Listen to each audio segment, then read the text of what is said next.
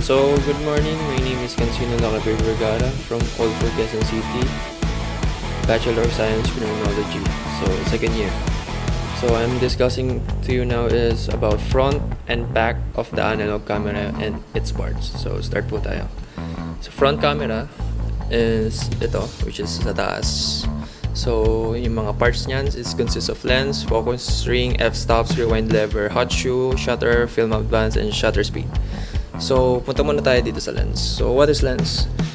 Ang lens guys, siya yung special piece of glass which reflects light and camera to create a reverse upside down image. So since yung glass na yan is upside down, so makikita natin na formal yung pictures na makikita natin through viewing point. So next naman is the focus ring. So ano naman yung focus ring? Siya yung nag-create a sharp image of the subject. So para siya yung focus. So ano naman tong f-stops?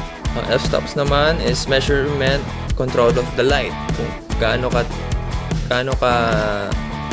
light yung papasok sa camera. Siya yung parang nag-i-indicate na parang balancing of light through ma-measure niya yung light lang na makakapasok sa camera. So f-stops. So ano naman tong rewind lever? So the word rewind used to rewind the film back. So yun ang purpose ng rewind lever. So ano naman tong hot shoe? So yung hot shoe naman guys, ito yung to attach yung i-attach mo yung flash unit sa taas ng camera, which is ito. Sa camera kasi meron siyang flash. Pwede mo siyang i-attach dito sa hot shoe. So ayan yung hot shoe para lalagyanan ng flash units. So ano naman tong film advance? So film advance is moving the frame one at a time. So ito yung nag-i-indicate ng film series of motions pictures.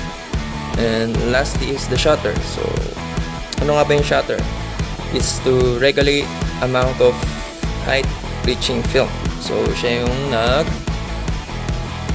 provide ng regulate amount of height reaching film.